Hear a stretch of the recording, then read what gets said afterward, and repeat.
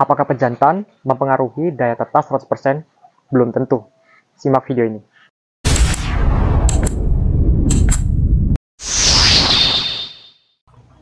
Jadi memang ya teman-teman ya, untuk mempengaruhi fertilitas, ya faktor utamanya itu ada di pejantan. Tapi teman-teman harus ingat ya, itu adalah fertilitas, bukan daya tetas. Nah, jadi kalau untuk daya tetas, itu yang mempengaruhi keberhasilan, itu adalah indukan teman-teman. Jadi pejantan adalah untuk menjaga fertilitas, dan betina untuk menjaga daya tetas. Nah, jadi ada bedanya ya teman-teman ya. Jadi pejantan itu hanya, membuat telur tersebut itu mempunyai sel untuk pembentukan suatu anakan. Jadi kalau indukan itu adalah fungsinya untuk menjaga telur tersebut agar menetas di 100%. Nah, jadi untuk faktor-faktor yang mempengaruhi telur itu gagal menetas di usia akhir itu adalah indukan, teman-teman. Bukan berpengaruh terhadap pejantan. Pejantan fungsinya hanya untuk membuat fertilitas telur. Jadi seperti itu ya teman-teman ya. Jadi jangan mentang-mentang telur yang kita hasilkan di awal itu fertil, nanti telur tersebut akan menetas di waktunya usia menetas. Itu belum tentu teman-teman. Biasanya faktor-faktor yang memang mempengaruhi hal tersebut adalah kita sering mendapati indukan-indukan itu yang sering keluar petarangan. Ini yang menggunakan sistem pengeraman alami ya. Sering indukan ada tuh teman-teman. Indukan yang memang sering keluar dari petarangan. Nah, hal tersebut itu akan memicu suhu telur itu cepat bergonta-ganti ya. Yang dari tadinya suhunya panas, tiba-tiba dingin ketika indukan tersebut keluar. Nah, tetapi itu terkadang ada indukan yang memang benar-benar, yaitu memang kalau mengerami itu bagus, dia tidak keluar-keluar. Nah, biasanya indukan tersebut itu akan mampu menghasilkan hasil tetas yang bagus, teman-teman. Jadi kita perlu ya, namanya senantiasa untuk memperhitungkan, memilih indukan yang bagus, dan juga kita kalau bisa langsung mengganti ya, ketika indukan-indukan yang seperti itu, yang dalam artian itu susah dalam mengerami. Kita langsung menggantinya aja. Biasanya kita mendapati indukan yang seperti itu ya, itu biasanya kita dapat indukan itu yang dari luar, yang memang benar-benar udah kita beli jadi secara indukan, terus kita pindahkan ke dalam kandang kita. Jadi indukan tersebut itu indukan yang sudah stres, namun kita pindahkan ke kandang kita, jadi ya sama saja teman-teman. Tidak ada dampaknya dan tidak ada hasilnya.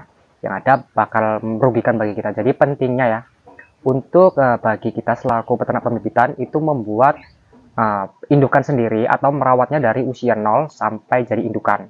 Nah, itu lebih bagus lagi teman-teman daripada kita beli indukan dari luar.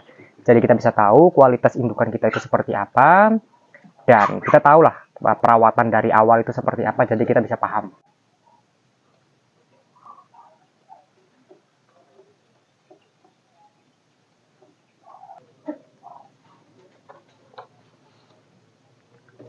Mungkin ada yang berpendapat, Bang, kita bisa menggunakan mesin tetas.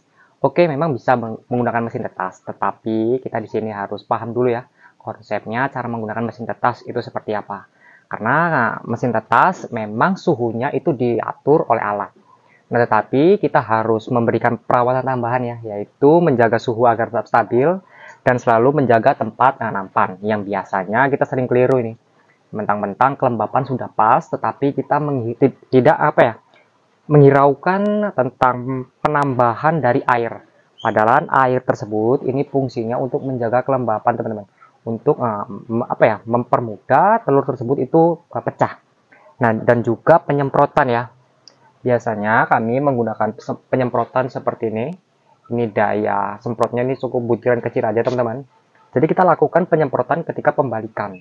Nah, hal tersebut untuk mempermudah telur tersebut ini dapat memecahkan cangkang dengan mudah. Nah, jadi seperti itu ya teman-teman. Kita bisa menggunakan pengeraman, kita bisa menggunakan dengan metode penetasan dengan mesin.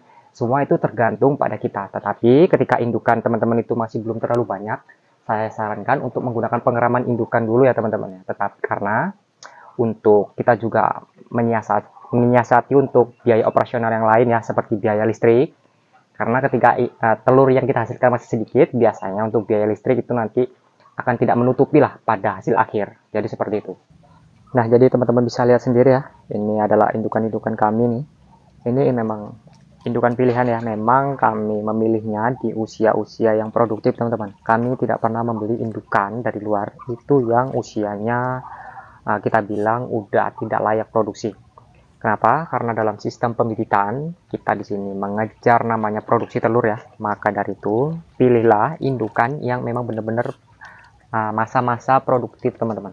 Masa yang dimana proses bertelur itu lagi lancar-lancarnya. Usia berapa ya? Saya sarankan teman-teman bisa beli indukan di usia yang 5 bulan ataupun usia 6 bulan. Ataupun teman-teman bisa beli indukan yang baru pertama kali bertelur ya. Karena dalam indukan-indukan tersebut itu mempunyai hasil telur yang masih cukup melimpah teman-teman. Jadi bisa dipahami ya teman-teman ya, tidak ada penetasan itu yang memang benar-benar 100% sempurna ya.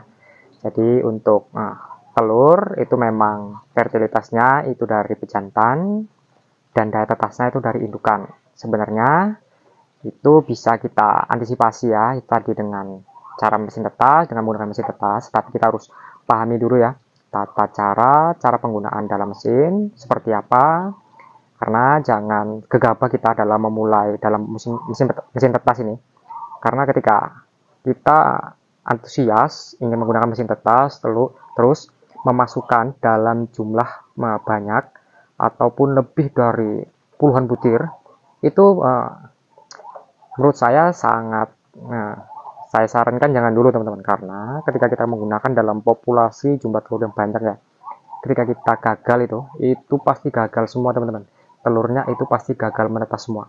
Nah itu sudah pernah saya alami ya, makanya saya sarankan ya untuk uji coba dengan beberapa butir telur dengan menggunakan mesin tetas.